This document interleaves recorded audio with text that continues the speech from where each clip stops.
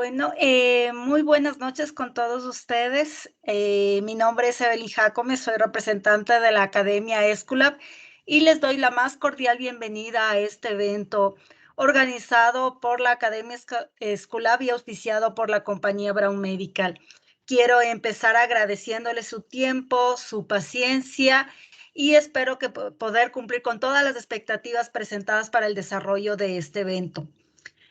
Quiero empezar comentándoles que la Academia Esculap es la plataforma de formación médica continua que tiene la compañía Brown Medical y que siempre está dispuesta y abierta para recibir sus inquietudes, requerimientos en favor de la formación médica continua. A lo largo de muchos años desarrollamos varias actividades para todos los profesionales en sus diversas especialidades.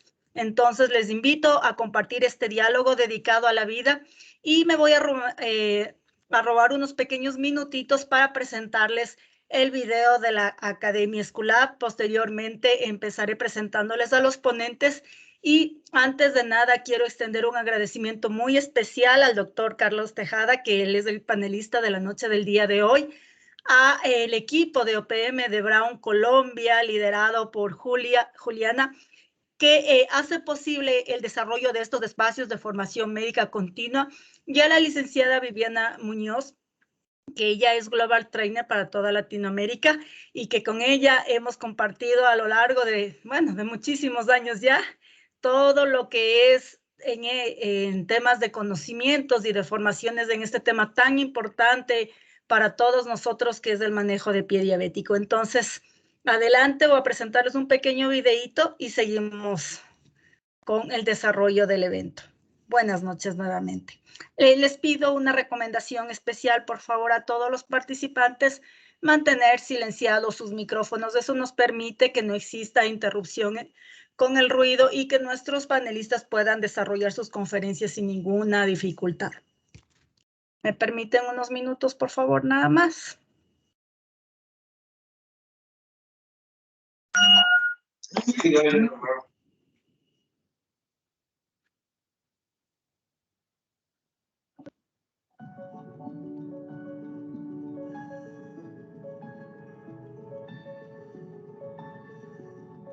Alta carga de trabajo. Vida social limitada. Mucha responsabilidad. Siempre al límite. Cuando le pregunto a los doctores y enfermeras por qué aceptan todo eso, ellos usualmente me dicen, lo hago porque tiene un significado. El significado de la vida de otros, por lo tanto también la mía. Como el Foro Global para la Educación Médica Especializada, nos preguntamos, ¿cómo podemos apoyar efectivamente el trabajo, ambición y dedicación de los profesionales? Buscando el diálogo. Escuchamos y entendemos. Con el intercambio de apoyo entre los profesionales de la salud en una red de conocimientos alrededor del mundo. Así mantienen su habilidad en los más altos estándares durante toda su vida. Con acercamientos disciplinarios que promueven la especialización sin perder la perspectiva de la medicina como un todo. Con el concepto inteligente de módulos compatible con las ocupadas vidas de los médicos y enfermeras. Con la oferta de contenidos que proveen respuestas a la realidad de la vida médica diaria. El crecimiento de la perspectiva en las tendencias permite a los profesionales de la salud estar listos para los retos del futuro desde hoy. En estrecho diálogo con instituciones especializadas de renombre, quienes comparten el testimonio de la calidad de nuestra oferta. Con inspiradoras formas de aprendizaje que no solo contienen conocimiento, son una experiencia para los sentidos. Y con métodos de enseñanza innovadores que los preparan no solo para una prueba, sino para la vida. Enfermeras y auxiliares en el cuidado, médicos y gerentes del hospital y las personas que trabajan en el sector de los cuidados de la salud en el hogar. Todos aquellos que enseñan y aprenden en la Academia Esculap comparten una pasión por la excelencia en la medicina con muy altos estándares personales. Los invitamos a unirse al diálogo de la salud y la atención médica. A un diálogo dedicado a la vida. Dialogue, dedicated to life. Dialogue, dedicated to life. Diálogo dedicado a la vida. Диалог, посвященный жизни. Dialog dedikasi bagi kehidupan. Dialog dedykowany życiu. Dialogue dedicated to life. الحوار مكرسة للحياة. Diálogo dedicado à vida. Dialog pro život. 对话致力于生命。Dialogue dedicated to life.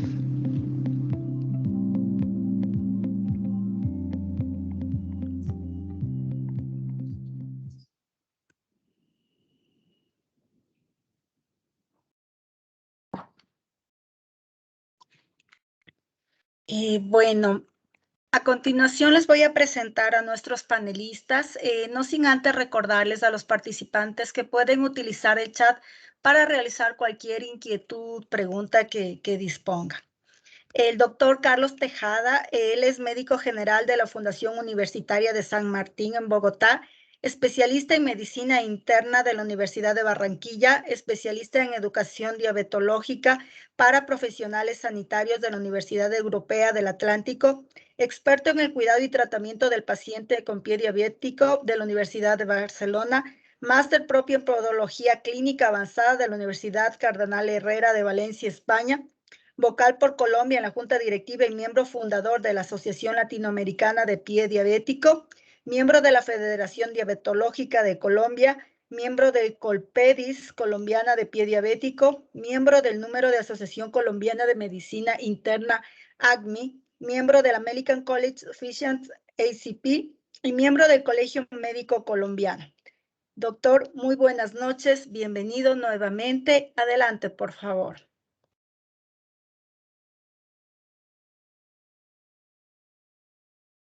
Buenas noches a todos. Muchas gracias a Brown por esta invitación. Agradecer a todos los organizadores por este evento. Pues tengan toda la esencia de poder preguntar cuando quieran, cuando gusten. Ahí está el chat. Vamos a presentar la conferencia. Y vamos a hablar de un tema que nos apasiona a muchos que estamos acá, que es el pie diabético.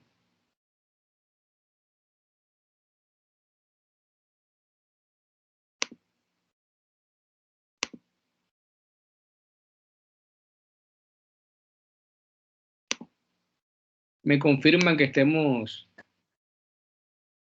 transmitiendo las diapositivas? Sí, doctor, se ve correctamente. Perfecto. Bueno, vamos a hablar del manejo o el enfoque multidisciplinario del pie diabético, el rescate de este mismo, pues basándonos en curas avanzadas de las heridas.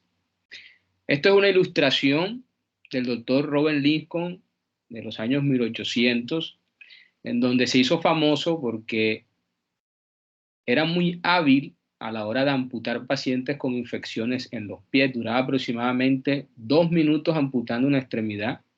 Como vemos en la ilustración, lo tenían que agarrar porque no había anestésico. En ese momento todo era rápido para evitarles el dolor a los pacientes. Y 40 años posteriores, el doctor Robert tenía un récord que amputaba extremidades ya con la adveniencia de la anestesiología en 50 segundos. Pero eso no llama la atención. Lo que llama la atención es que todavía en 2 siglos después de esto todavía seguimos pensando en amputar pacientes cuando tienen una infección en sus extremidades y principalmente en pie diabético.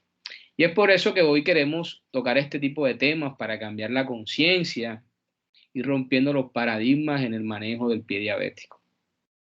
Mis conflictos de intereses, bueno, esta charla es patrocinada por Brown. Yo recibo honorarios por múltiples casas farmacéuticas en manejo de diabetes y heridas.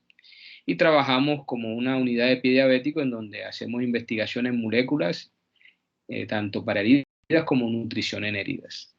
Entonces, como les decía, el panorama del pie diabético hoy en día es como posapocalíptico. Todo se ve como sombrío, las estadísticas son oscuras. Y la idea es cambiar ese pensamiento y esta situación actual por una situación mucho mejor, donde podamos tener calma, donde podamos tener digamos que felicidad y mantener a nuestros pacientes caminando. Pero recordemos que es el pie diabético. El pie diabético, si bien así no tiene digamos que un código internacional de diagnóstico como tal, pero lo podemos definir como una infección, ulceración o destrucción de los tejidos del pie de una persona con diabetes, que ya sea diagnosticada actualmente, es decir, que debute con la úlcera o que ya tenga el diagnóstico de diabetes mellitus previamente, y que generalmente se acompaña a neuropatía y a estados variables de enfermedad arterial periférica de la extremidad inferior. Pero, ¿cuál es la historia natural del pie diabético? Y todo parte precisamente de la neuropatía. Todos sabemos que la neuropatía no es más que el daño de los nervios periféricos por acción de la glucosa. Y esa neuropatía va a favorecer a 3 condiciones. La primera es pérdida de la sensibilidad protectora. Al paciente a perder la sensibilidad protectora, va a favorecer a que tenga traumas repetidos, inadvertidos. Además de eso, la neuropatía se asocia con deformidades del pie y rigidez articular. Y eso se asocia principalmente al daño de glicación sobre los tendones, que esto va a favorecer a que hayan presiones plantares anormales, cargas inadecuadas sobre el pie. Y finalmente, la neuropatía de origen autonómico va a favorecer a que los pacientes con diabetes tengan una disminución en la capacidad sudorativa.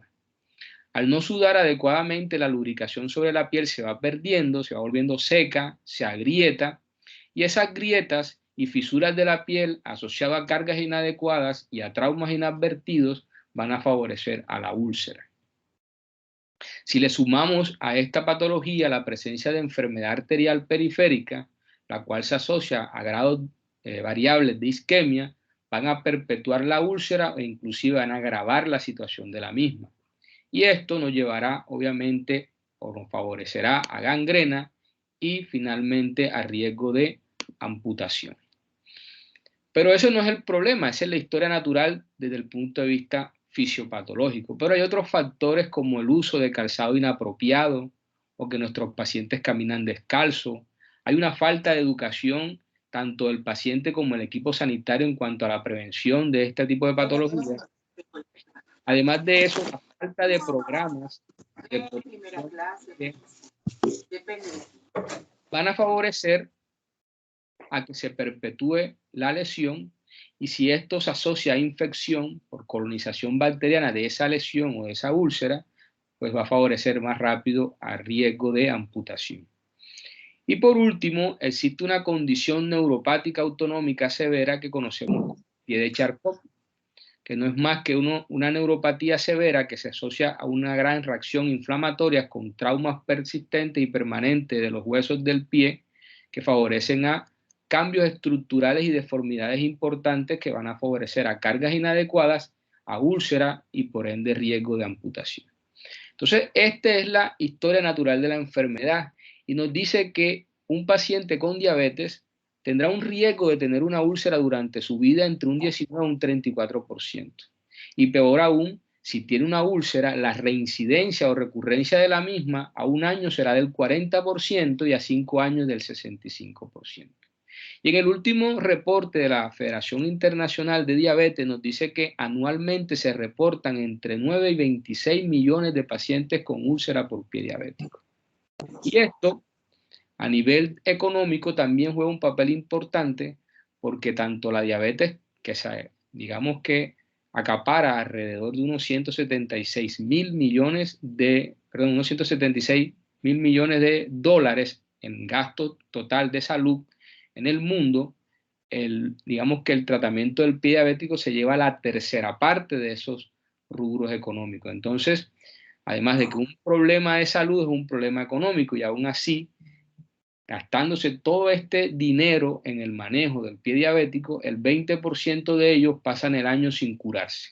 Entonces, aunque se invierte dinero, pues la patología sigue y sigue consumiendo gastos tanto directos como indirectos de la salud. Con respecto a la amputación, pues la incidencia de la misma, digamos que está alrededor de entre el 1 y el 2%, pero la prevalencia está alrededor entre el 0,9 y el 2,4%. Y si un paciente, digamos que tiene una úlcera, va a tener un riesgo de ser amputado entre un 7 y un 20%.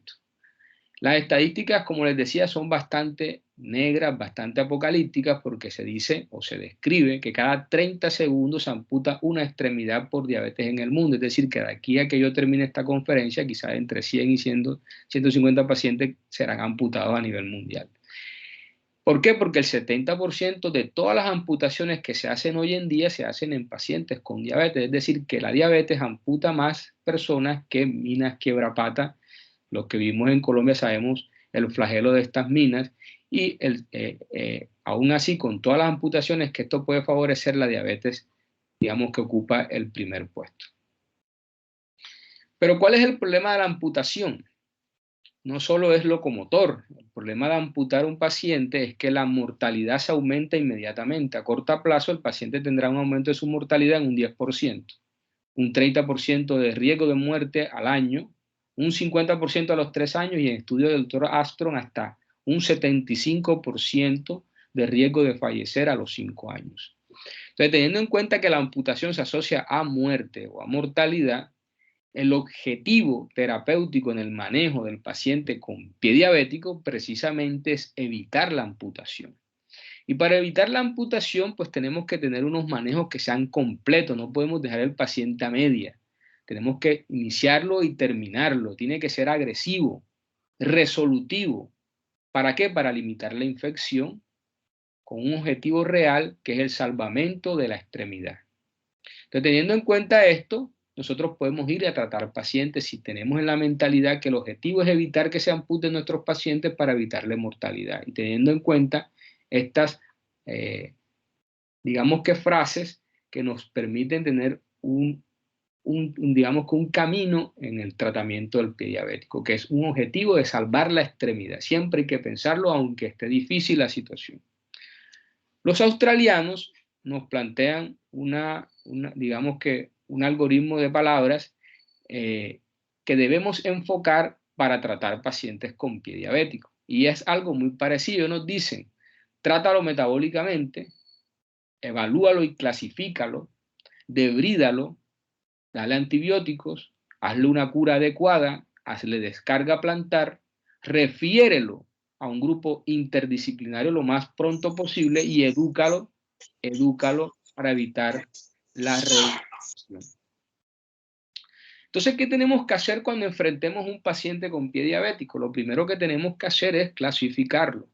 ¿Por qué debemos clasificarlo o categorizarlo? Para brindarle un adecuado plan terapéutico y darle un pronóstico a nuestro paciente. Es decir, partir de entrada qué tenemos, qué vamos a hacer y cuáles son las posibilidades de salvar a esa extremidad.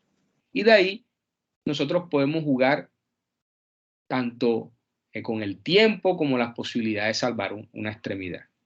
Pero ¿cuál es el problema de clasificar o de categorizar un paciente con pie diabético? Es que existen muchas clasificaciones y uno no sabe cuál usar. Aquí les presento como las más conocidas, la de la ICSA y de la International Working Group, que nos miran al paciente con pie diabético desde el punto de vista infeccioso, el sistema Sanelian, digamos que la escala de la Universidad de Texas, Barner, que es la más conocida por todos, la clasificación de PEDI, la clasificación de SIMBAC y la clasificación de Wi-Fi. Digamos que esas son las más conocidas, pero ¿qué usar? Entonces esa respuesta nos las contestaron el año pasado, donde se hizo una revisión crítica de las clasificaciones de úlceras por pie diabético. Esto fue guiado por la doctora Matilde Monteiro y en este estudio, ella evaluó 33 clasificaciones. Esas 33 clasificaciones las sacó de la revisión bibliográfica. Hizo una revisión hasta el año 2016 en PubMed, donde no encontró ningún tipo de clasificación, y algunos expertos le ofrecieron la posibilidad de evaluar 4 clasificaciones más para un total de 37 clasificaciones que al final se evaluaron. ¿Qué pasó con esas 37 clasificaciones? Se determinó cuáles estaban validadas o cuáles tenían por lo menos un estudio de validación y solo 19, que son estas, fueron las que pudieron ser analizadas porque tenían algún tipo de validación. Del resto todas eran simplemente indicaciones del experto que la había creado y que digamos que no podía ser comparada para responder las preguntas objetivos del estudio, que eran cuál clasificación nos sirve para evaluar clínicamente al paciente para dar un pronóstico ¿Qué clasificación nos sirve para remitir pacientes entre unidades médicas de primero, segundo y tercer nivel? ¿Qué clasificaciones de pie diabético nos sirven para evaluar pronóstico? ¿Y qué clasificaciones de pie diabético nos sirven para hacer auditorías médicas? Entonces, esas 4 preguntas eran las que se querían responder en este estudio y se evaluaron esas 19 clasificaciones. Digamos que en conclusión de este estudio, como digamos dato importante, se demostró que Barner no nos sirve para este tipo o para contestar estas preguntas, porque simplemente nos habla de una caracterización de los tejidos, pero no tiene en cuenta otros factores para evaluar pronóstico, ni tampoco nos sirve para validar desde el punto de vista de auditoría. La clasificación de la Universidad de Texas demostró que está muy bien validada, pero tiene una carencia en cuanto a la valoración de la neuropatía y de la extensión de la lesión. Por ende, no nos serviría para hacer pronóstico o en su defecto auditorías. Entonces las conclusiones fueron que 2 de todas esas 19 clasificaciones eran las que respondían más las preguntas. Una era la clasificación de Sinbad. Esa clasificación de Sigma favorecía dar un adecuado pronóstico, pero lo que más favorece es para hacer auditorías médicas. Y la clasificación de Wi-Fi fue la clasificación que mejor respondió a las preguntas desde el punto de vista clínico, de remisión, de pronóstico y de evaluación como tal. Pero digamos que esto es un estudio, es una revisión de unos autores y que sigue estando al libre albedrío la utilización de las clasificaciones y obviamente va a depender del grupo de trabajo qué clasificación optar o no.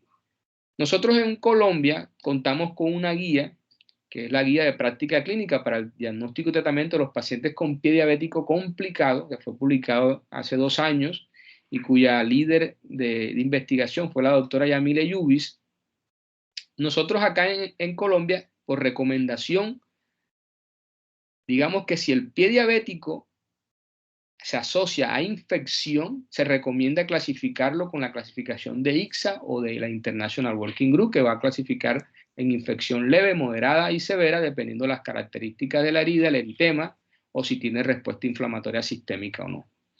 Se recomienda, con una recomendación fuerte a favor, el uso de la escala de la Universidad de Texas para clasificar pacientes con pie diabético complicado cuando se atiende en primer nivel de atención, aunque la calidad de la evidencia es muy baja. Y con respecto a aquellos pacientes que están en un nivel mayor de complejidad, hablando de tercer nivel, con una recomendación condicional a favor, aunque la evidencia es baja, se recomienda implementar clasificación de San-Elian y o en su defecto la clasificación de Wi-Fi con el objetivo de clasificar a estos pacientes que están en un mayor nivel de complejidad. Entonces, teniendo en cuenta eso, pues esas clasificaciones usted o su grupo de trabajo puede optar por una u otra, pero lo importante es que le permita dar un plan de tratamiento al paciente y además de eso un pronóstico de ingreso. Pero independientemente como lo clasifiquemos, fenotípicamente los pies diabéticos van a ser de 3 tipos. Neuropático, que cuando la característica es netamente neuropatía, que está presente en un 30% de los pacientes con pie diabético. El paciente netamente isquémico, en donde la isquemia es lo que favorece a la lesión, la presentación entre un 10 y un 15%, y el paciente neuroisquémico, que es el que más vamos a tener presente, que es una combinación de neuropatía y grados variables de isquemia, que está entre un 50 y un 60%. Y esto es importante porque a la hora de tratar, que sería el segundo paso, tenemos que tener en cuenta no solo la clasificación para el pronóstico, sino también el fenotipo para el abordaje terapéutico. Entonces, en resumen, nosotros podemos brindarle a nuestros pacientes 3 tipos de manejo. Un manejo local, que sería la Tierra, un manejo sistémico, que es cerquita de la Tierra, un asteroide o quizás la Luna, y tratamientos coadyuvantes, que son todos aquellos tratamientos que damos diferentes a los antes mencionados, que van a favorecer a una cicatrización más pronta de la herida, es decir, disminuir el tiempo de cicatrización.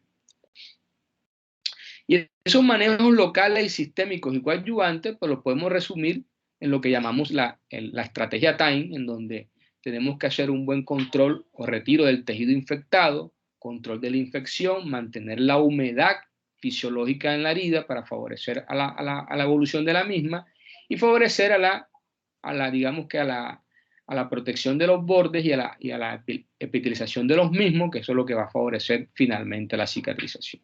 Entonces, digamos que yo voy a enfocar esta conferencia basado en tratamientos locales, sistémicos como tal, pero digamos que sería lo mismo que hablar de la estrategia TIME. Con respecto a los manejos sistémicos, lo primero que podemos brindarle a un paciente es antibióticos, como lo mencionaba previamente, y en la escala que nos recomiendan los australianos. El tratamiento antibiótico hace parte del tratamiento sistémico y este va a depender del grado de infección que tenga el paciente. Todos sabemos que la infección IXA1 es aquel paciente que tiene una lesión o úlcera, que tiene un eritema alrededor de la herida, pero que es menor a 2 centímetros, aunque puede comprometer tejido celular subcutáneo. El tratamiento generalmente es con monoterapia, cubriendo los gérmenes típicos de la piel, principalmente gram positivo, donde se recomienda algunas estrategias como clindamicina, trimestoprim sulfa o en su defecto doxiciclina. Pero estos pacientes pueden tener gran descarga purulenta, entonces en estos casos debemos sospechar en los bacterias gram positivas, pero que puedan tener resistencia a la meticilina. Recuerden que este tratamiento es empírico y digamos que va a haber una rotación al mismo una vez los cultivos vayan llegando. Pero si hay riesgo o sospecha de gram positivos meticilinos resistentes o en su defecto gram negativos resistentes, aunque sea una herida leve, debemos asociar la clindamicina a ciprofloxacina o a levofloxacina o en su defecto a moxifloxacina, es decir, una quinolona. O en su defecto asociar la trimestoprim sulfa a amoxicilina clavulonato y así hacemos un cubrimiento más amplio. Ya las infecciones moderadas, es decir, son aquellas cuyo eritema alrededor de la lesión supera los 2 centímetros, que haya compromiso articular o de hueso, estos pacientes debemos cubrirlo ya para infecciones polimicrobianas y de entrada podemos favorecer al cubrimiento de este tipo de compromiso dual. Entonces, la idea es iniciar ampicilina subbactam o su defecto amoxicilina clavulonato o cefasolina más metronidazol, digamos que son alternativas. Y en aquellos pacientes que tengan infección moderada y que sospechemos de meticilino resistencia, podemos asociar a la ampicilina subbactam vancomicina para cubrir los meticilinos resistentes o como alternativa linezolid.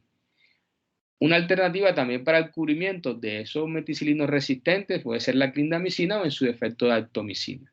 Si la infección es moderada pero sospechamos de bacterias gram negativas, principalmente resistentes o productoras o inductoras de BLEB, principalmente pacientes inmunosuprimidos que han tenido antibioticoterapia de amplio espectro en el último mes o en su defecto aquellos pacientes que toman drogas como esteroides, pues debemos cubrir empíricamente meticilinos resistentes, además de los gram positivos. Entonces, digamos que como alternativa a los gram negativos meticilinos resistentes, en infecciones moderadas está el ertapenem y lo podemos asociar a vancomicina para cubrir los gram positivos.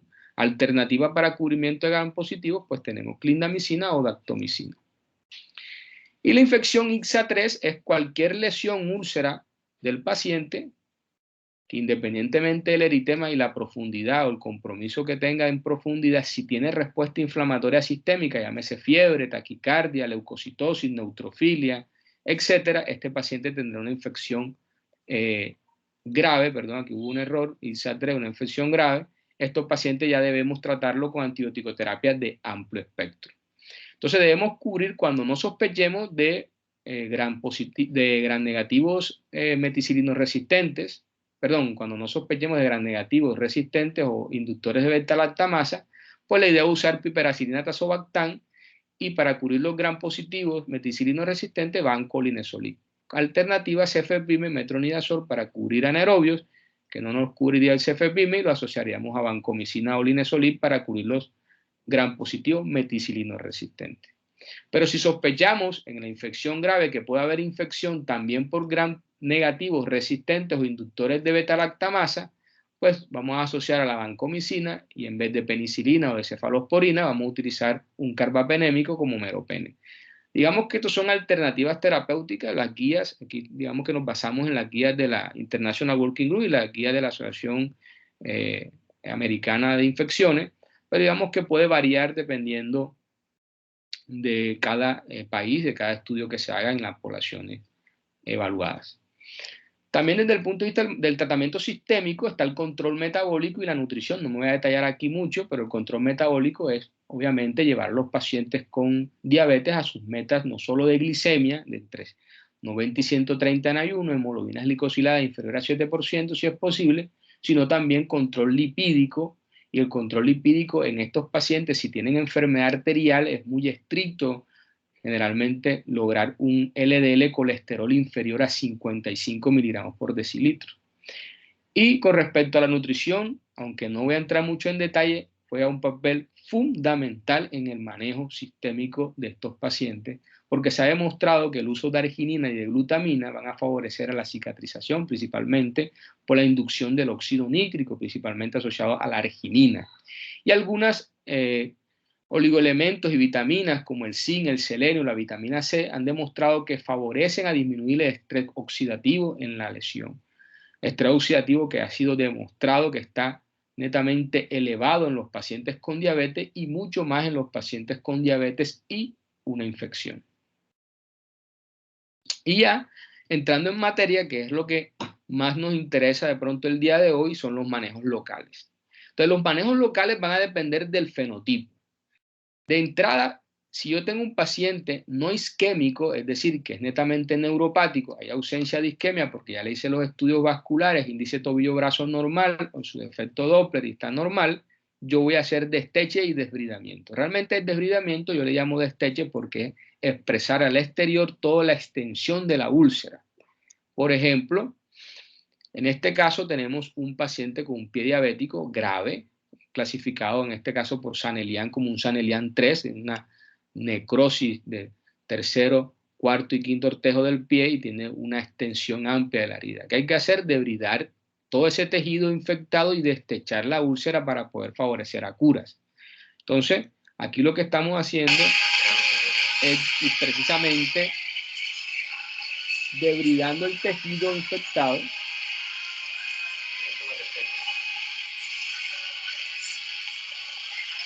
Lo podemos hacer manual con bisturí. Ahí estamos utilizando un electrobisturí, un microelectrobisturí, que realmente son cortes muy micros. Ya hicimos todo el debridamiento y la amputación de los dedos no viables. En este caso el paciente no tenía enfermedad arterial, lo que tenía era una necrosis de esos dedos por vasculitis asociada a la infección. Tenía incluso un buen índice tobillo-brazo, pero desgraciadamente consultó muy tardíamente y tocó hacer un destechamiento y un debridamiento del tejido no viable. En este caso, como utilicé debridador ultrasónico, pues nos da la ventaja de no extender o destechar toda la úlcera. Si no contamos con este tipo de instrumento, tenemos que hacer un desteche total de la úlcera porque no podemos curar a ciega. Con el debridador ultrasónico, como uno permite entrar por los tejidos sin riesgo de lesionar vasos sanguíneos, uno puede entrar con, digamos, con menos temor de lesionar un vaso grande y podemos debridar como vemos aquí en el video.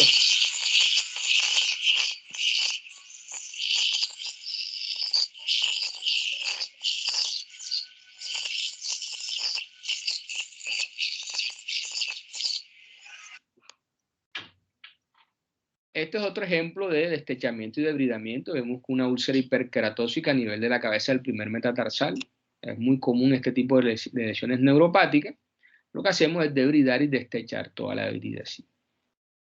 Aquí tenemos otro caso, un paciente también con una úlcera neuropática en el borde medial de la falange proximal del primer dedo. Vemos que radiológicamente tiene una osteomelitis en la puntica de la falange proximal y parte de la falange distal. Entonces lo que tenemos que hacer es curetaje óseo. En este caso ese es el tipo de debridamiento que vamos a hacer y destechamiento de la misma. Como vemos acá, estamos haciendo curetaje del hueso y dejamos la úlcera destechada y ya digamos que con una curetaje óseo que favorece a limitar la infección del punto de vista local. Pero si el paciente nos debuta con una úlcera cuyo, digamos que predominante es la isquemia, entonces este paciente no podemos entrar a destechar y debridar. Tenemos que empezar primero por reperfundir el tejido. Y eso tiene un nivel de violencia 1B para una revascularización temprana. en las primeras 48, 72 horas los pacientes deberían estar revascularizados. Sé que en nuestros países a veces es difícil, por lo menos en mis condiciones son muy difíciles, pero eso es lo que se recomienda. Y lo que se recomienda es que sea terapia endovascular, y ya como última opción, pues el bypass, si la terapia endovascular no es exitosa.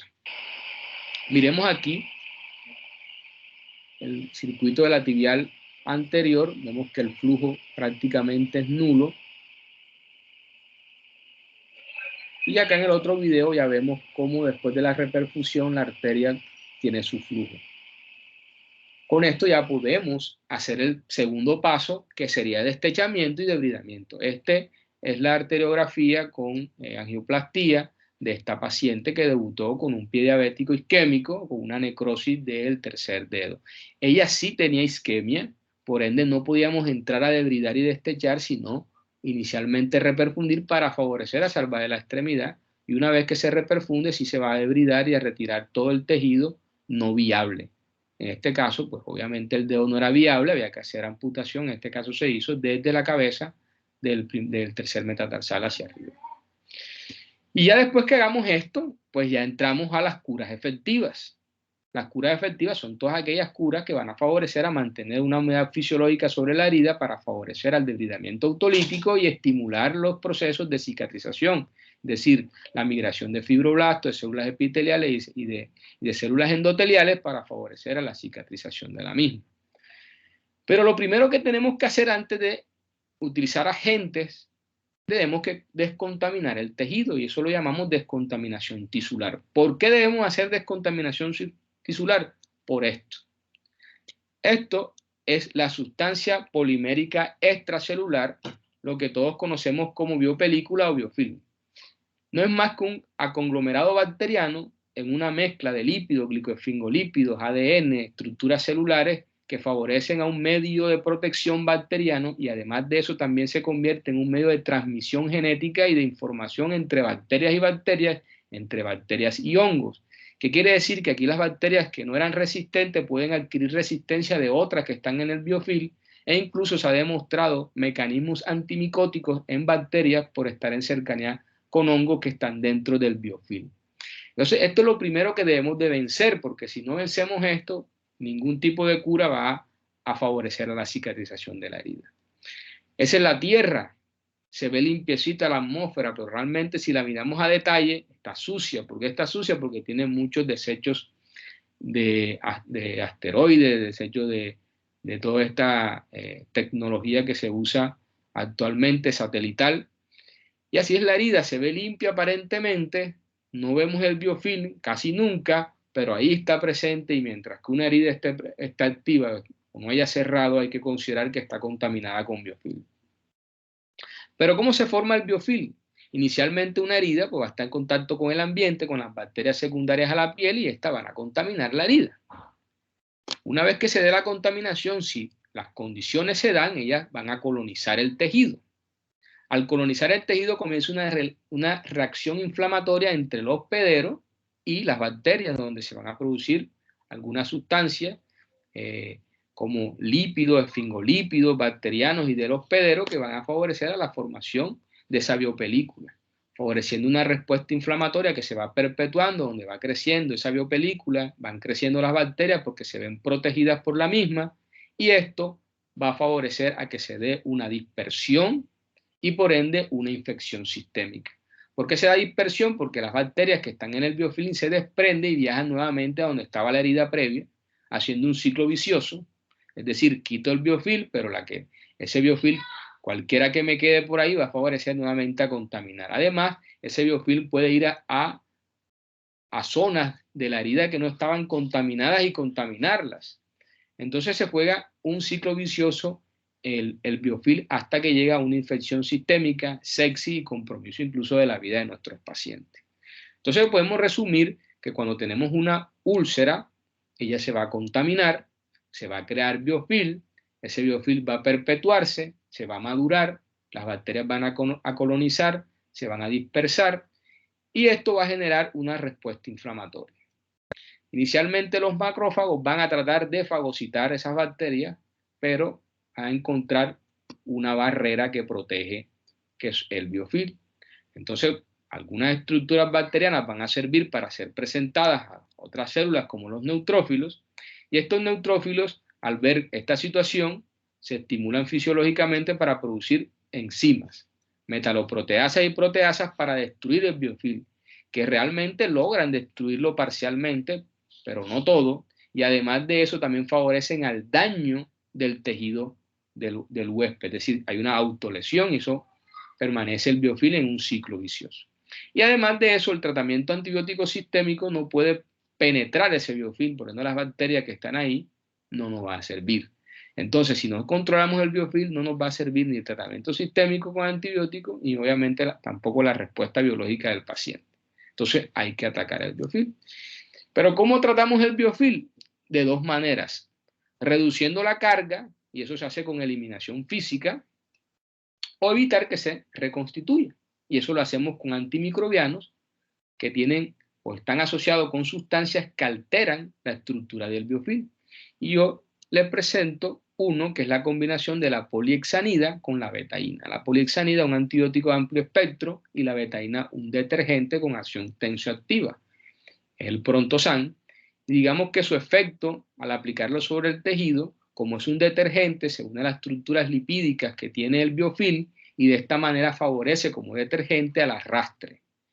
Una vez que se da su tiempo de acción, que es aproximadamente unos 10 minutos, se va dando el arrastre del mismo, y si lo combinamos con otras sustancias como la misma combinación pero en forma de gel, va a evitar que ese biofilm siga produciéndose, y con la acción de la solución vamos a ir desgastando ese biofilm hasta que le ganamos la batalla al biofilm. Esto es una pelea entre la solución y el biofilm como tal, hasta favorecer a no tener biofilm. Y esto hay que hacerlo en cada cura, porque como ven, se regenera. Entonces, si nosotros quitamos el biofilm y favorecemos con las curaciones efectivas, vamos a ir disminuyendo la carga del mismo. Mire, cuando se compara con otras soluciones, como soluciones salinas, Ringer, en cuanto a reducción del biofilm, el Prontosan, que es la combinación de polihexanida y betaína, lo reduce en un 87% versus los comparadores. Y cuando hablamos del tiempo que demora en cicatrizar la herida, con Prontosan podemos reducir en mucho menos tiempo la herida que utilizando otro tipo de soluciones, hasta un 19 centímetros cuadrados menos que con los comparadores.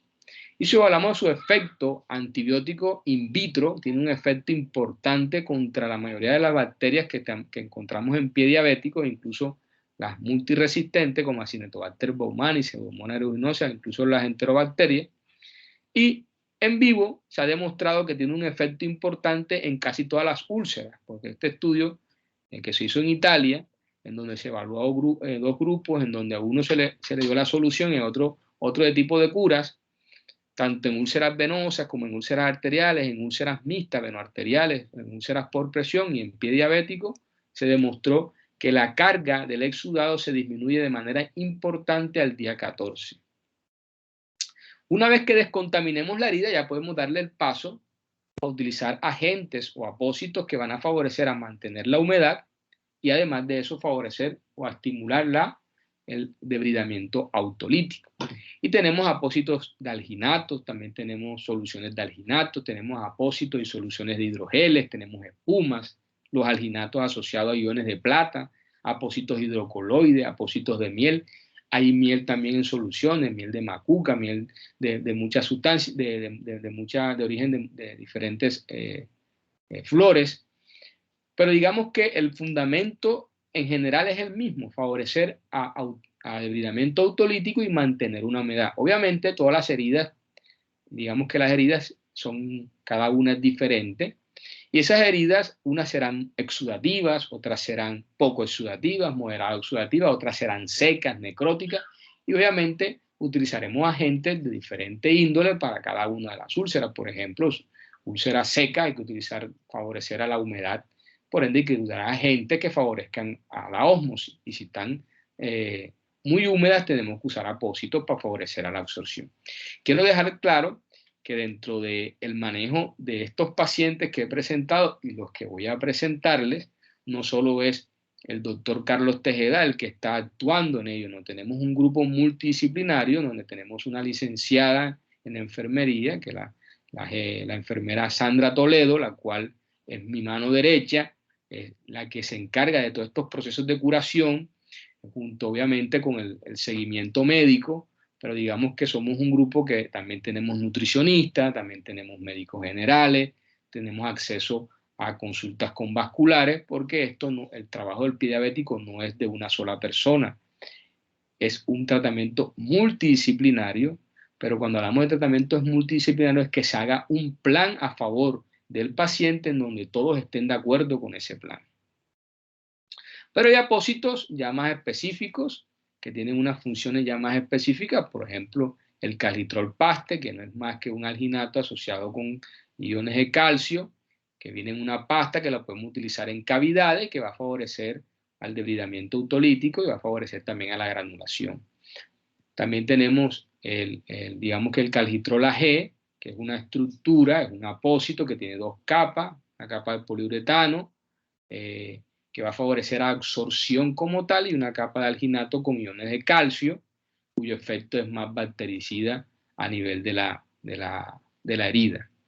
Y tenemos el SORC, que es un alginato un alginato cálcico, también va a favorecer a la absorción porque tiene una capacidad absortiva mucho más alta y se utiliza en heridas que son altamente productivas.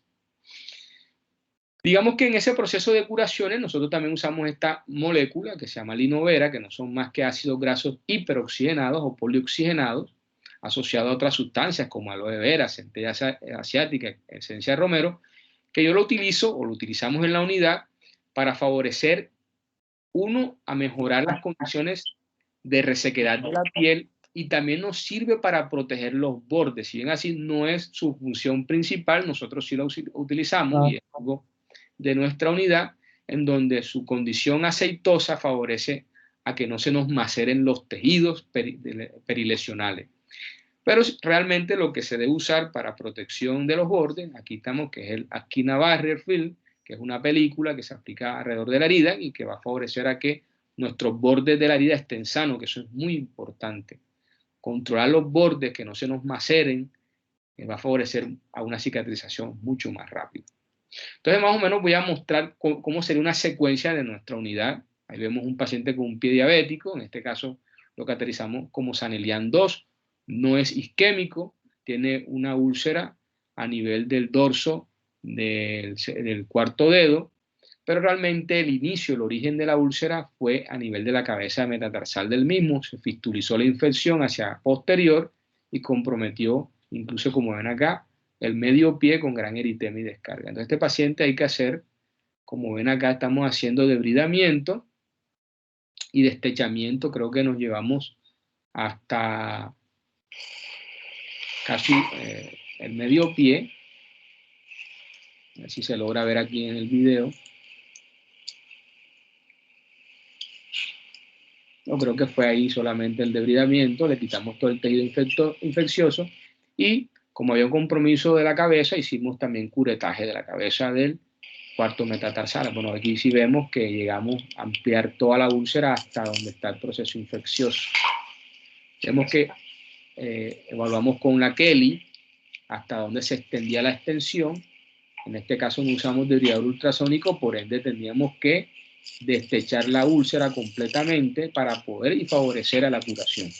Porque si nosotros curamos a ciega, cualquier tejido infectado, cualquier tendón, cualquier hueso que quede ahí va a perpetuar el proceso infeccioso, y aunque uno crea que está mejorando, el paciente es una mejoría falsa. Llegará el momento donde te mostrará a posterior el proceso infeccioso y ya digamos que será más difícil recuperar estos pacientes. Entonces la idea es explorarlos inicialmente y destechar y debridar lo que se tenga que debridar y destechar, porque hay que ser muy agresivo con estos pacientes para evitar amputaciones mayores, por lo menos.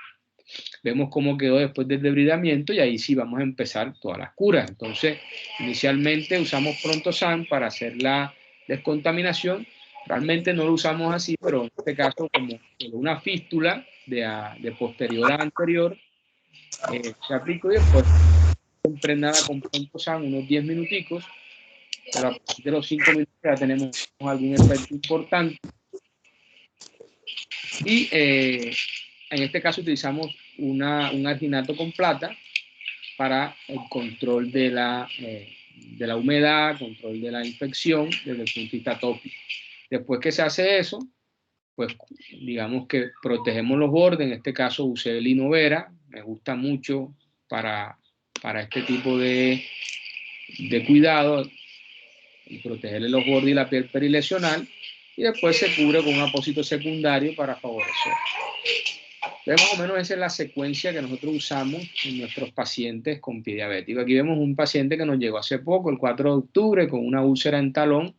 El paciente había sido revascularizado, pero para los médicos tratantes, el paciente había que amputarlo, exposición del calcáneo, y el señor pues no quiso amputarse, y como última opción nos encontraron y llegaron a nosotros. Nosotros hicimos debridamiento de la herida, y en este caso estaba muy oxidativa. Iniciamos con SOR inicialmente para favorecer a la absorción y de paso ir manejando el biofilm. Aquí está una gasita impregnada también con Prontosan para favorecer eso. Ya el 8 de octubre estaba un poco más liberado de tejido fibrinoide, estaba más, digamos que más viable la herida, aunque había exposición del calcáneo.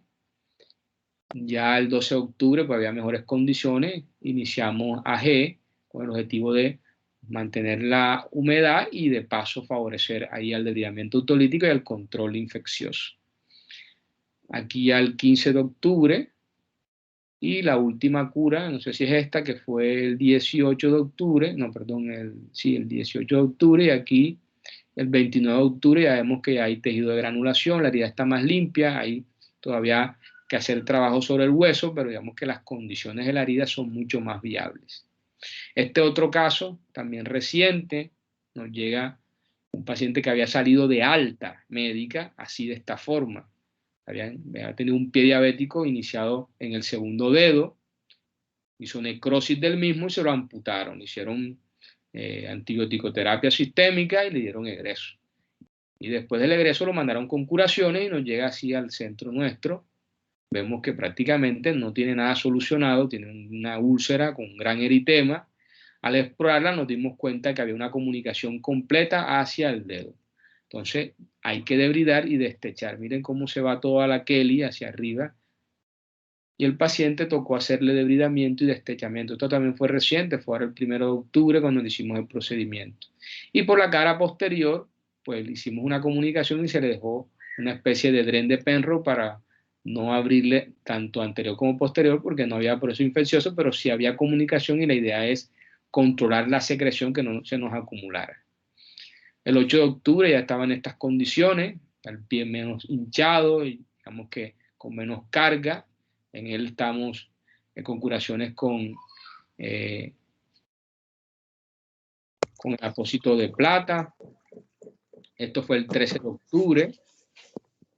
Y miren cómo estuvo la última curación, que el 23 de octubre, pues ya hay más tejido de granulación, ya hay mejor control de la infección. Obviamente, hay mucho trabajo que hacer con ellos, pero digamos que vamos por un buen camino.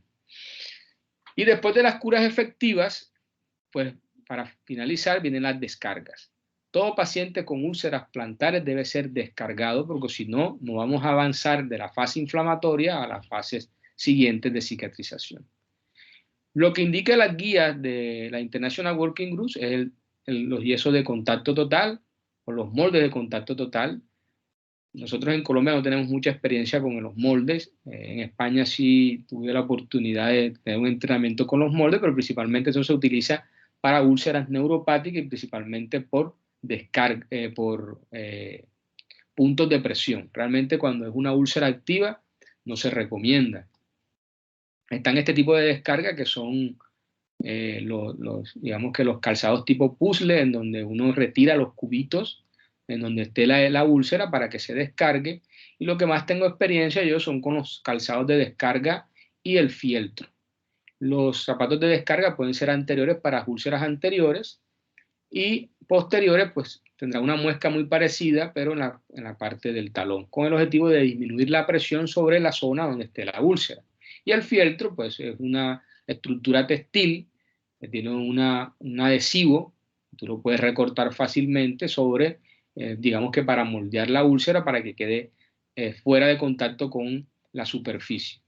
Tener en cuenta que el fieltro, pues hay que tener un entrenamiento, que no es mucho, pero sí hay que tener entrenamiento porque hay complicaciones asociadas al fieltro, principalmente los edemas localizados o en anillo por una mala colocación de un fieltro. Pero si no contamos con nada de esto y no tenemos la posibilidad de descargar a nuestros pacientes, pues hay que pedirles que no pise, utilizar sillas de rueda. Pues la idea es que no quede encamado, pero si no se tiene o la úlcera es muy extensa que no se pueda descargar, hay que definitivamente evitar que el paciente no pise. Pero en estos casos hay que tener precaución y hacer profilaxis antitrombótica para evitar trombos venosos que nos puedan complicar la salud de nuestros pacientes. Entonces miren, esto es un paciente que nos llega con una postoperatorio de una amputación transmetatarsiana de hace 6 años y nos llega con esta úlcera que netamente es por presión. Entonces se evalúa la úlcera, se demuestra que tiene contacto óseo positivo, por ende había osteomielitis, se le hace un curetaje del hueso, se le reacomoda la úlcera y se le hace una descarga con fieltro para favorecer a la curación. Aquí vemos otra, se hace debridamiento y se hace descarga con fieltro para favorecer. Esto es un paciente con una úlcera a nivel de el quinto metatarsal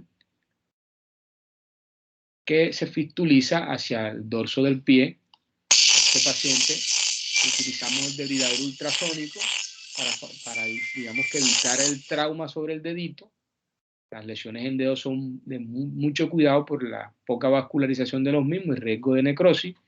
Utilizamos debridador ultrasónico y lo que hicimos fue comunicar la fístula y todo el tejido fibrinoide infectado lo retiramos por la parte posterior. El paciente quedó así y le hicimos descarga y de una vez se inician todas las curaciones. Este mismo paciente es un paciente activo, entonces le pusimos un zapato de descarga anterior y el paciente, como vemos en el video, no sé si lo puedan ver por la calidad del internet que tengo hoy, que está lloviendo, vemos que él no apoya la parte o la presión sobre la parte anterior del pie se ve disminuida. Bueno, con esto termino mi conferencia. Esta es nuestra unidad de pie diabético, una unidad de pie diabético de segundo nivel. Entonces, como conclusión de esta conferencia es que el panorama negro apocalíptico del pie diabético, cuando ya han decidido amputar, puede cambiar simplemente con tener ganas de trabajarle a un paciente sin poner en riesgo su vida y podemos llegar a un fin tanto para el paciente como para nosotros como médicos satisfactorio, como por ejemplo este pie que también estaba a borde de ser amputado y que con todo el trabajo y la dedicación logró su finalidad de sanar totalmente. Y con permiso de estos 2 pacientes que les mencioné, traigo sus fotos en donde ellos siempre me han pedido que los muestre cuando muestre sus imágenes, lo orgulloso que se sienten de poder volver a caminar después que alguien les había desahuciado y favorecido a la amputación. Eso es todo, muchas gracias. Les presento a Sandrita Toledo, nuestra enfermera, nuestra gran líder y aliada en el manejo en la unidad de pie diabético Medexi. Muchas gracias. Muchísimas gracias, doctor. Agradeciéndole por todos sus conocimientos, las experiencias, para nosotros es muy gratificante. Su presentación excelente, interactiva. Creo que realmente todos los participantes deben estar ampliamente satisfechos con toda su exposición. Les invitamos también a realizar las preguntas respectivas a través del chat. Y a continuación les voy a presentar a la licenciada Viviana Muñoz. Ella es licenciada en Enfermería de la Universidad de Chile y la Universidad Complutense de Madrid, con experiencia clínica y docente en unidades de cuidados intensivos. Tiene un diplomado en Gestión de Calidad en Salud y maestría en Salud Pública Internacional, con experiencia en investigación epidemiológica en cáncer en la ciudad de Madrid, España. Es entrenada como monitor de ensayos clínicos en la Universidad de Ciencias Aplicadas en Holanda, especialista en manejo avanzado de heridas, control y prevención de infecciones asociadas a la atención de la salud, con formación en Europa y América Latina. Actualmente desempeña el cargo de especialista en clínica regional para Latinoamérica de la compañía Beberán Medical. Bienvenida, Vivi, un gusto nuevamente tenerte por acá y adelante, por favor. Muchas gracias. Muchas gracias, Evelyn, y muchas gracias al doctor Tejeda por esta excelente conferencia. De verdad estoy muy orgullosa de tenerlo siendo parte de esta conferencia para compartir su conocimiento con todas las personas que esta noche se han conectado desde distintas ciudades, de distintos países de esta linda región de Latinoamérica. Y yo simplemente quiero reforzar algunos de los contenidos de esta excelente conferencia y contarles que estamos completamente alineados con lo que el doctor esta noche ha expuesto a todos nosotros. Y esta es nuestra campaña latinoamericana de rescate del pie diabético con la prevención de la amputación, ¿cierto? A través de la detección precoz de este pie en riesgo de ulceración, pero también a través de la implementación de una estrategia de cura avanzada basada en la evidencia y costo efectiva. Porque yo elijo Colombia para caminar, y para caminar por Colombia el paciente tiene que tener sus dos pies. Y como bien dijo el doctor, vale la pena implementar, ¿cierto?, este salvataje, estas técnicas de rescate, porque amputar el pie no es la solución. Y el doctor muy bien lo dijo con las estadísticas un poco desoladoras con respecto a la tasa de supervivencia de un paciente después de la amputación. Y la invitación es que no llegue tarde, que no llegue y que no espere a que el paciente exhiba estos signos de infección local que amenazan, ¿cierto?, con su vida, porque el paciente puede, ¿cierto?, pasar de tener una infección local, una infección ósea y luego una infección sistémica que puede incluso costarle la vida. Por lo tanto, la invitación es a no llegar tarde, a identificar precozmente el biofilm bacteriano, este estado de colonización crítica previo a la infección, y tratarlo para que el continuo de la infección se detenga, porque solo no se va a detener.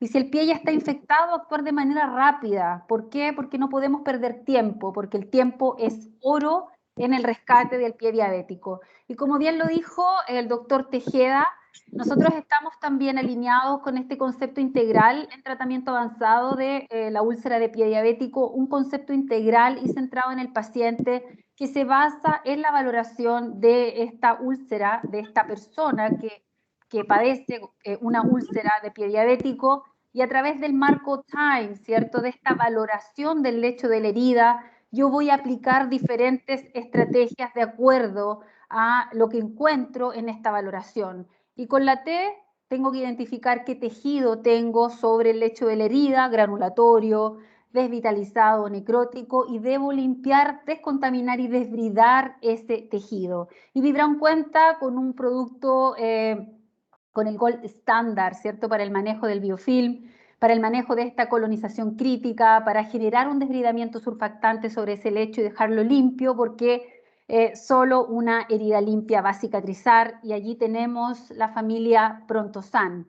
Prontosan Solución y Prontosan Gel para limpiar y descontaminar este lecho, controlar la formación del biofilm bacteriano, que es el enemigo número 1 de la úlcera de pie diabético. Y si el pie se encuentra con signos de infección local, al tratamiento con Prontosan, limpieza y descontaminación, podemos agregar los apósitos de plata iónica. La plata iónica es la que tiene la capacidad, ¿cierto?, de eliminar bacterias, y Vibram cuenta con la familia Calcitrol, Calcitrol AG y Calcitrol Pasta, apósitos de plata iónica que tienen una actividad antimicrobiana muy rápida y muy efectiva, y actúan en sinergia con Prontosan. Primero debemos limpiar, descontaminar y desbridar ese lecho, y luego aplicar este apósito de plata iónica de la familia Calcitrol.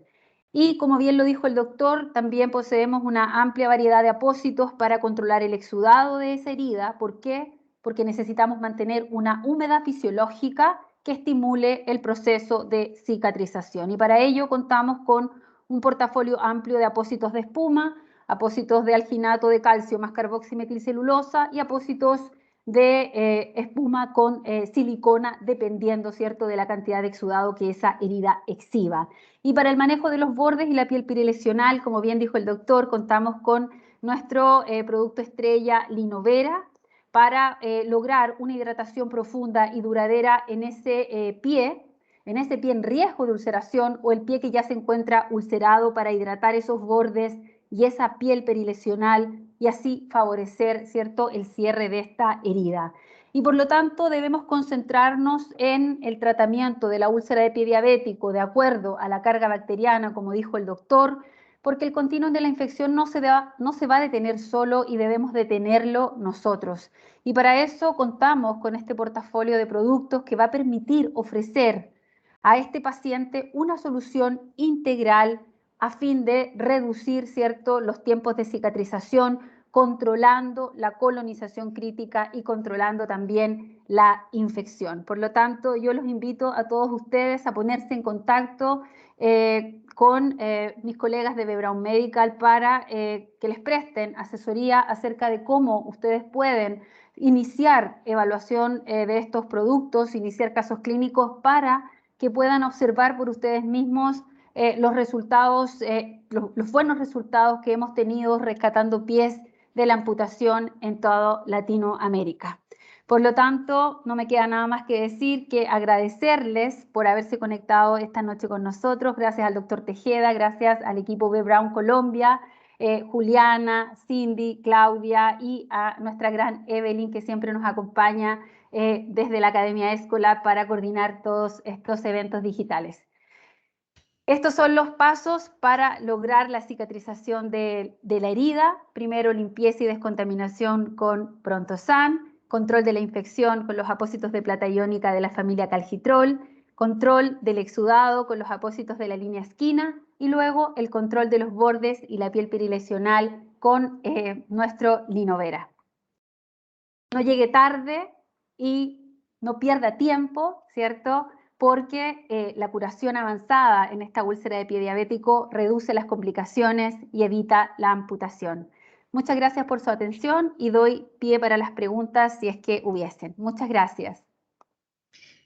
Muchas gracias, Vivi. Y igual la explicación muy clara. Aquí tenemos algunas preguntas. Precisamente, bueno, primero felicitándole al doctor por su brillante intervención. Muchos participantes lo están haciendo. La primera consulta, doctor.